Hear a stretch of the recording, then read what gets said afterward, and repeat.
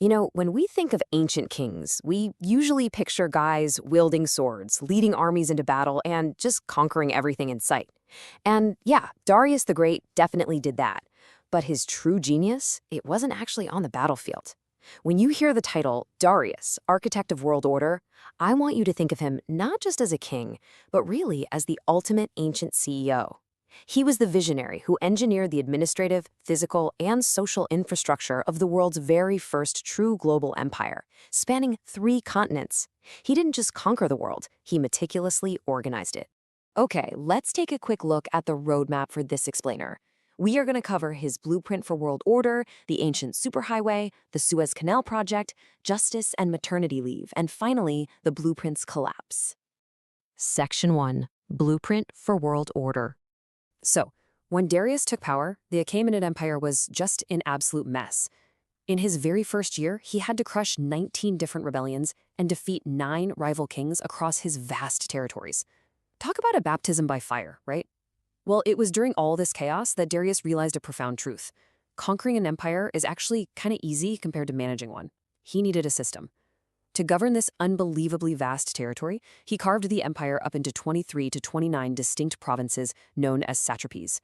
Think of these exactly like modern federal states.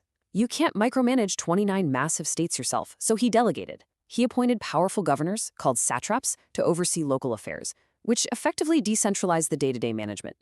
This kept the central government from getting completely bottlenecked by local issues. But here's the thing about a federal system. It needs a unified economy to actually function. Enter the gold tharik. By introducing this completely standardized gold coin, Darius unified the entire empire's economy. And this was a massive game changer. It wasn't just about taxing people. It created a unified global market where a merchant in Egypt could seamlessly trade with someone all the way in India. It replaced a super chaotic system of local bartering with a highly structured, predictable system of taxation. Suddenly, wealth could be measured, taxed, and moved across Asia, Africa, and Europe without a hitch. Of course, when you delegate that much power and money, you desperately need accountability. That's why Darius created an internal intelligence network brilliantly called the Eyes and Ears of the King. These agents were basically ancient federal auditors and spies. They would travel unannounced all over the empire to make sure the satraps weren't skimming tax revenues or secretly plotting a revolt. It was a genius check and balance system. Just imagine a surprise IRS audit mixed with the CIA. Section 2. The Ancient Superhighway. Now, an administrative blueprint is completely useless if you physically cannot reach the people you are governing. Darius needed physical infrastructure.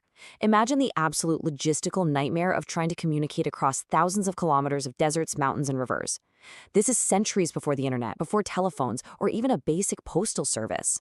Seriously, how do you actually send a message across an empire of this size? How do you hold it all together? Well, Darius's answer was the royal road. And the contrast in travel times here is just staggering. For a normal merchant caravan, traveling from the capital of Susa all the way to Sardis in modern-day Turkey was a brutal, incredibly slow 3-month journey. But using Darius's newly engineered royal road, a postal rider could deliver a message across that exact same distance in a blazing fast 7 days. So what was the secret to this insane speed? The number 111. That is exactly how many meticulously spaced postal stations, known as chaparkhana, were built along the route. A rider would basically sprint at maximum speed to the next station, swap out their exhausted horse for a fresh one, hand off the message, and just keep that chain moving day and night without ever stopping. To really wrap our heads around this, we have to look at the sheer monumental scale of the project. This ancient high-speed transit network stretched for 2,700 kilometers. 2,700 kilometers. That is roughly the distance from New York to Denver. It was an absolute marvel of ancient engineering and logistics, completely paved and protected by guards to ensure that information, which was the absolute lifeblood of the empire, could flow freely. The Greek historian Herodotus actually wrote this famous, awestruck description of those exact Persian riders. He said, "Neither snow nor rain nor heat nor gloom of night stays these couriers from the swift completion of their appointed rounds." It is such a stunning testament to the flawless efficiency of the royal road. In fact, that description is so iconic and perfectly realized that it was later adopted as the unofficial creed of the United States Postal Service. Pretty amazing, right? Section 3. The Suez Canal Project. But Darius wasn't just a land engineer. Let's pivot over to maritime trade and uncover an engineering feat that sounds way too modern to belong in the ancient world. 84. That is the length, in kilometers, of an engineering marvel that sounds almost too massive for its era. Yep, long before the modern canal we know today, Darius successfully engineered a massive waterway, the ancient Suez Canal, designed to connect the Nile River directly to the Red Sea, forging a direct naval trade route between Egypt and Persia. The scale of this excavation is just mind-boggling.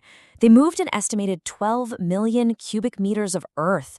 And remember, this was done entirely by hand with the most basic tools.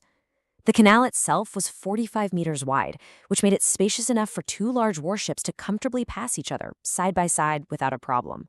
Darius actually left a commemorative inscription about this, and it really highlights his immense political willpower. It reads, "I ordered this canal dug from the river called Nile. Ships went from Egypt through this canal to Persia, as was my desire." He literally succeeded where even the great Egyptian pharaohs had previously tried and completely failed.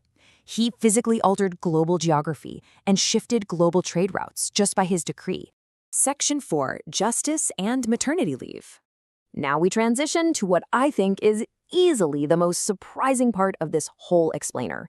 When we think of massive ancient structures, Hollywood has totally taught us to picture brutalized slaves dragging heavy stones under the crack of a whip. But the actual historical evidence tells a completely different and deeply fascinating story about the social infrastructure of the empire. Back in the 1930s, archaeologists at Persepolis unearthed thousands of these Elamite administrative clay tablets. These weren't royal decrees or religious texts. They were the empire's ancient HR and payroll records. And they are genuinely astonishing. They definitively prove that the Achaemenid Empire did not rely on slave labor to build its magnificent palaces. They relied on paid workers, architects, and engineers, all compensated through a highly structured legal system. But what completely upends our view of the ancient workplace is the gender dynamic. These tablets reveal that women worked right alongside men in the empire's industrial workshops. And even more surprisingly, female workers who achieved the rank of workshop manager actually earned double the wages of regular male workers. It was this incredibly meritocratic system, meticulously tracked by state accountants. And it goes even further. The tablets reveal a highly structured welfare system for pregnant women. Tablet PF 1209, for instance, literally documents specific paid maternity leave bonuses. New mothers were granted extra rations, 2 measures of wine or wheat for having a boy, and 1 measure for a girl. We are talking about documented, state-sponsored maternity leave existing 2.5 millennia ago. That is truly astounding. Section 5, the blueprint's collapse. Because all empires, no matter how brilliantly organized, eventually face the test of time. The perfectly engineered machine Darius built did break down, but it wasn't some single catastrophic event. It was a slow, structural failure of the very systems he created. Remember the gold derrick? Well, the heavy taxation required by it began to slowly drain local economies. That gold was sent to the capital and hoarded in giant vaults rather than being reinvested. This essentially killed local trade. To make matters worse, later kings began to rely on Greek mercenaries rather than a dedicated citizen army.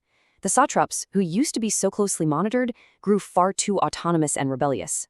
Caught up in chaotic court harem plots, the central government simply paralyzed itself, leaving the door wide open for Alexander the Great. Darius the Great built an absolute masterpiece of administration, infrastructure, and social organization, a blueprint that quite literally shaped the ancient world. But it leaves us with a lingering, fascinating thought to consider as we wrap up. Does a perfect system truly exist?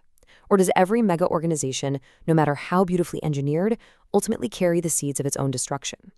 It's definitely something to think about when you look at our massive modern corporate empires and bureaucracies. Thank you so much for joining me on this explainer, and keep questioning the history around you.